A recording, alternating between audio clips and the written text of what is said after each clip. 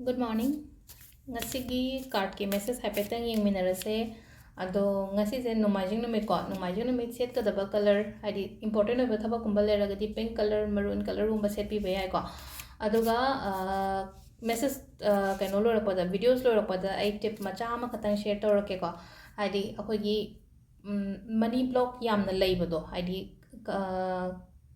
kari tauba yagadage haibado amaga haitare ko numaijing khuding khatang tawgadaba sisina haidi atopa mayam duna haidi amu sangba sangdaba kaina mayam leina ko adu sisina haidi 7 sunday khatang tawgadabne ado ngasi se sum sunday oirabane ngasi dagi hounabagi damak ai ngasi dum hairage ko haidi card message ka kona kona na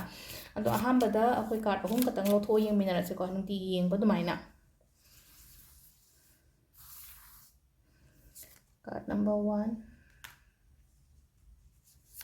2 and 3 select ko card ahum sa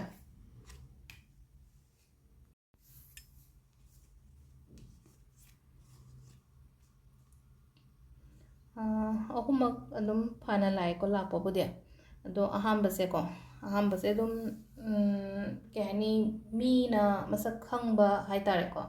haidi mi na masak khangba nangai aina tawriba thabang mayam se na haitare ko mi na masak khangbiba khotbiba adumaina haite ko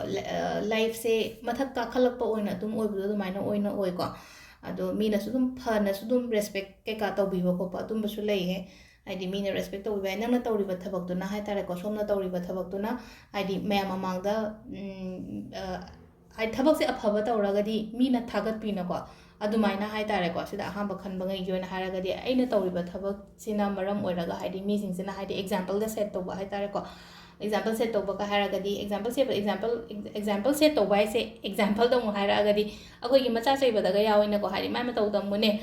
moi macha sigi mataw tamune kaina haibo ko adu da example set tawrine ba haidi somgi aina hotnariba aina tawriba kholiba mayam du dagi mina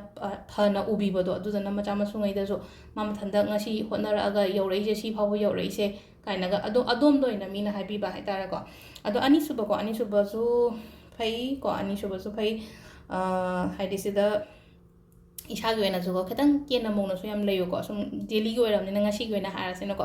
nahangai ke de kain khalase ba haidi ke yo khara haidi khetang yam thina dum fajana isagi oina haitare ko haidi ke ba haisida da bo haidi agi venus so strong oiragadi afaba life attract tawdoine ba aduna haidi sum nungai tre kaina ga ko haidi keno tawraga leigano ba isaga je kemta ke da bi khota bi masaga nandana punglei da leibudu leithokta ba haitare ko wakhan nungayo haidi firon phajaba adagi samna mai mit yegadi khetang da mingjen da isa do yengba matam du da nungai jaina ko aduduna haidi second thang bagi oina haragadi khetang kena mongna lei ko ahum suba se 7 of pentacles ko 7 of pentacles se ngairaga leiba thabakumba se khetang tapna lae ko lakthi lakani khetang tappe give up tawbigano simple oina harabada ko aduga akogi afaba timing se ko ayuki pung 3 ka minute 53 tagina 3 ka minute 53 tagina pung 13 ga minute ko mari phawum lere dagi 12 ga minute 53 daina pung 2 ga minute kunhumdoi phawum lere ko dagi amuk nungdawrangina 5 ga minute kun mathoi dagina nungdang athengbagi 9 ga minute 53 phawum lere ko sisina akoigi afaba timing haitare ko ando ngasai aina haigido paisa nungsagi kei leiba khotpa mayam do haitare ko adugido kaino tawba yaba an haido aina ama lorakot ama share tawrke mayam money magnet tips ke ka mayam budi share tawe ko do taraga zum haidi mayam leiba haidi khoigi kaino haitare ko money manifestation rituals haitare ko haidi paisa nungsagi ke mayam se ado koina tawba yaba khara adum practice adum tawba ama natraga ama dagi di soidana haidi lakanina aduduna haidi ama khatang manifest tawre kain lep thokta ba haitare ko leibaki chapu hairasene ko leibaki chapu sidi pi ko kadang chawba lobiyo ko sidi aina achoiba hapaine ba sima su thamba yai ko hadi sima su thamba ya hadi hek mamang thong dagi smaina chang ko matam se da aina mamang ju haigre ko sigi poche suppose aigi thong je sida nen khala se ba smaina thong sida gi smaina lakpa lambi imung da chana mayai daga taba leina ko nakan du hadi upu gumba lerambe side table gumba lerambe adu da thamo ba पैसा अचोब हलपसे नुटी pot लेरुब पैसा अचोब हलपसे लेबाकी चफूसीद हाप ꯑꯗꯨ ꯁꯤꯁꯦ ꯌꯥꯝ ꯐꯩꯀꯣ ꯍꯥꯏꯗꯤ ꯂꯩꯕꯥꯛꯀꯤ ꯆꯐꯨꯁꯤꯗ ꯍꯥꯞꯄꯁꯦ ꯄꯩꯁꯥ ꯑꯃꯨꯛ ꯍꯦꯟꯅ ꯑꯦꯇ꯭ꯔꯦꯛ ꯇꯧꯒꯅꯤꯀꯣ ꯁꯤꯁꯦ ꯑꯆꯣꯏꯕ ꯁꯨꯝ ꯍꯜꯂꯛꯄꯗ ꯁꯨꯝ ꯁꯨꯃꯥꯏꯅ ꯍꯥꯞꯆꯤꯟꯕꯀꯣ ꯁꯤꯁꯤꯅ ꯑꯃ ꯑꯣꯏꯔꯦꯀꯣ ꯑꯗꯣ ꯑꯩ ꯉꯁꯥꯏ ꯂꯩꯕꯥꯛꯀꯤ ꯆꯐꯨ ꯑꯃ ꯑꯇꯣꯞꯄꯅꯤꯀꯣ ꯑꯃ ꯑꯦꯔꯦꯟꯖ ꯇꯧꯕꯤꯌꯨꯀꯣ ꯈꯤꯇꯪ ꯆꯥꯎꯈꯠꯄꯁꯤꯗꯒꯤ ꯈꯔ ꯆꯥꯎꯕ ꯂꯩꯅꯀꯣ ꯍꯥꯏꯗꯤ ꯕꯖꯥꯔꯗꯩ ꯀꯩꯊꯦꯜꯗꯩ ꯂꯩꯕꯤꯒꯦꯔꯥ ꯀꯃꯥꯏꯅ ꯇꯧꯒꯦꯀꯣ ꯑꯩꯅ ꯑꯌꯨꯛꯇ ꯄꯣꯁ ꯇꯧꯔꯛꯄꯅꯤꯅ ꯍꯣꯔꯦꯟ ꯅꯨꯡꯊꯤꯟꯒꯨꯝꯕ ꯅꯨꯡꯗꯥꯡꯒꯨꯝꯕ ꯂꯩꯕꯤꯔꯁꯨ ꯀꯩꯁꯨ ꯀꯥꯏꯗꯦꯀꯣ ꯆꯐꯨ ꯈꯇꯪ ꯆꯥꯎꯕꯒꯨꯝꯕ ꯂꯩꯅ ꯑꯩꯈꯣꯏ ꯁꯪꯒꯣꯝ ꯑꯐꯝꯕꯒꯨꯝꯕꯒ ꯐꯝꯍꯟꯕ ꯑꯗꯒꯤ ꯈꯤꯇꯪ ꯑꯗꯨꯗꯩ ꯈꯔ ꯆꯥꯎꯈꯠꯂꯁꯨ ꯀꯩꯁꯨ ꯀꯥꯏꯗꯦꯀꯣ ꯆꯐꯨꯁꯤꯗꯀꯣ ꯑꯩꯈꯣꯏꯒꯤ ꯀꯩꯅꯣꯁꯦ ꯀꯔꯤ ꯔꯥꯏꯁꯦ ꯀꯩ ꯍꯥꯏ ꯊꯣꯏꯗꯤꯡ ꯀꯩꯅꯣꯁꯦ ꯍꯪꯒꯥꯝ ꯃꯔꯨ ꯍꯥꯏꯇꯥꯔꯦꯀꯣ ꯍꯪꯒꯥꯝ ꯃꯁꯇꯔꯠ ꯁꯤꯗꯁꯦꯀꯣ ꯍꯪꯒꯥꯝ ꯃꯔꯨꯁꯦ ꯑꯍꯨꯝ ꯈꯛꯇꯪ ꯍꯥꯞꯄꯣꯕ ꯍꯥꯏꯗꯤ ꯏꯁꯤꯡ ꯄꯤꯛꯊꯟꯅ ꯍꯥꯞꯄꯅꯤꯅ ꯆꯐꯨꯗꯨꯗ ꯑꯗꯨꯒ ꯍꯪꯒꯥꯝ ꯃꯔꯨꯁꯦ ꯍꯥꯏꯗꯤꯀꯣ ꯑꯍꯨꯝꯂꯛ ꯊꯣꯛꯅ ꯍꯥꯏꯇꯥꯔꯦꯀꯣ ꯈꯤꯇꯪ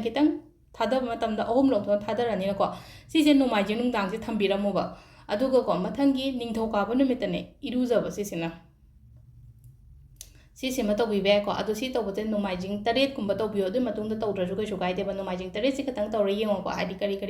ꯍꯥꯏꯗꯤ ꯄꯜꯂꯒ ꯂꯩꯕ ꯈꯣꯠꯄꯉꯩ ꯍꯥꯏꯗꯤ ꯈꯔꯒ ꯑꯗꯨꯝ ꯂꯝꯕꯤ ꯍꯥꯡꯉꯛꯄ ꯑꯣꯏꯒꯅꯦꯕ ꯍꯥꯏꯗꯤ ꯕ꯭ꯂꯣꯀꯦꯖꯦꯁ ꯂꯩꯕꯉꯩꯁꯦꯀꯣ ꯑꯗꯨꯅ ꯏꯁꯤꯡꯁꯦ ꯀꯃꯥꯏꯅ ꯇꯧꯅꯤ ꯏꯔꯨꯖꯕ ꯏꯁꯤꯡꯅꯦꯕ ꯀꯩꯝ ꯅꯠꯇꯦꯕ ꯏꯔꯨꯖꯕ ꯏꯁꯤꯡꯁꯤꯗ ꯉꯁꯥꯏꯒꯤ ꯑꯩꯈꯣꯏꯒꯤ ꯀꯩꯅꯣꯁꯦ ꯍꯥꯏꯗꯤ ꯍꯪꯒꯥꯝ ꯃꯔꯨ ꯑꯩꯈꯣই ꯆꯥꯛꯈꯨꯝꯗ ꯀꯩꯗ ꯁꯤꯖꯤꯟꯅꯕ ꯑꯃꯨꯕꯗꯣꯀꯣ ꯍꯥꯏꯗꯤ ꯑꯍꯨꯝ ꯈꯛꯇꯪ ꯍꯥꯞꯄꯣꯕ ꯑꯍꯨꯝꯂꯛ ꯈꯛꯇꯪ ꯍꯥꯏꯗꯤ ꯑꯍꯨꯝꯂꯛ ꯊꯣꯛꯅ ꯍꯥꯞꯄꯤꯌꯨ ꯍꯥꯏꯇꯥꯔꯦ ꯈꯤꯇꯪ ꯍꯥꯏꯗꯤ ꯈꯨꯠꯁꯤꯅ ꯂꯧꯔꯒ ꯑꯍꯨꯝꯂꯛ ꯍꯥꯞꯄꯦ ꯏꯁꯤꯡꯗꯣ ꯊꯝꯕꯤꯔꯝꯃꯣꯀꯣ ꯏꯁꯤꯡꯗꯣ ꯑꯗꯨꯝ ꯑꯩ ꯀꯥꯗ ꯊꯝꯒꯦꯔꯥ ꯃꯐꯝ ꯆꯥꯕ ꯑꯃꯗ ꯍꯥꯏꯇꯥꯔꯦꯀꯣ ꯃꯤꯅ ꯊꯦꯡꯕ ꯈꯣꯠꯄꯗꯒ ꯍꯥꯏꯗꯤ ꯂꯩꯕꯥꯛ ꯑꯣꯏꯕꯅꯤꯅ ꯀꯥꯏꯗꯅꯕ ꯈꯣꯠꯇꯅꯕ ꯍꯥꯏꯇꯥꯔꯦꯀꯣ ꯑꯩꯅ ꯆꯦꯛꯁꯤꯟꯅ ꯊꯝꯕ ꯑꯃ ꯗꯔꯀꯥꯔ ꯑꯣꯏꯅꯀꯣ ꯑꯗꯨꯒꯤ ꯏꯁꯤꯡꯗꯣ ꯅꯦꯛꯁ ꯗꯦ ꯃꯟꯗꯦ ꯃꯣꯔꯅꯤꯡ ꯍꯥꯏꯇꯥꯔꯦ ꯃꯟꯗꯦ ꯃꯣꯔꯅꯤꯡ ꯍꯥꯏꯔꯒꯗꯤ ꯅ꯭ꯌꯨ ꯕꯤꯒꯤꯅꯤꯡ ꯑꯃ ꯑꯣꯏꯗꯣꯏꯅ ꯍꯥꯏꯗꯤ ꯋꯤꯛ ꯗꯦꯖ ꯍꯧꯔꯛꯄꯒꯤ ꯍꯞꯇꯥꯒꯤ ꯑꯍꯥꯟꯕ ꯅꯨꯃꯤꯠ ꯑꯣꯏꯕꯅꯤꯅ ꯍꯞꯇꯥꯒꯤ ꯑꯍꯥꯟꯕ ꯍꯧꯔꯛꯄ ꯅꯨꯃꯤꯠꯁꯤꯗ ꯅꯨꯃꯤꯠ ꯀꯌꯥꯅꯤꯅꯣ ꯇꯧꯒꯗꯕꯁꯦ ꯅꯨꯃꯤꯠ 7ꯅꯤ ꯍꯥꯏꯇꯥꯔꯦꯀꯣ ꯅꯣꯡꯃꯥꯏꯖꯤꯡ 7 ꯅꯤꯡꯊꯧꯀꯥꯕ 7 ꯍꯥꯏꯕꯗꯣ ꯑꯣꯏꯔꯦꯕ ꯅꯣꯡꯃꯥꯏꯖꯤꯡ ꯅꯨꯡꯗꯥꯡ ꯇꯧꯕꯤꯔꯝꯃꯒ ꯅꯤꯡꯊꯧꯀꯥꯕꯒꯤ ꯑꯌꯨꯛꯁꯤꯗ ꯀꯩꯅꯣ ꯏꯔꯨꯖꯕꯤꯕ ꯁꯤꯁꯤꯅꯀꯣ ꯍꯥꯏꯗꯤ ꯄꯩꯁꯥ ꯅꯨꯡꯁꯥꯒꯤ ꯑꯌꯦꯠ ꯑꯄꯟ ꯌꯥꯝꯅꯒ ꯂꯩꯕ ꯈꯣꯠꯄ ꯑꯗꯨꯃꯁꯨ ꯁꯤ ꯍꯥꯏꯐꯦꯠꯇꯪ ꯇ꯭ꯔꯥꯏ ꯇꯧꯕꯤꯌꯨꯀꯣ ꯑꯗꯣ ꯁꯤꯗ ꯂꯩꯔꯦ ꯉꯁꯤꯒꯤ ꯚꯤꯗꯤꯑꯣꯁꯦ ꯃꯌꯥꯝ ꯊꯦꯡꯛ ꯌꯨ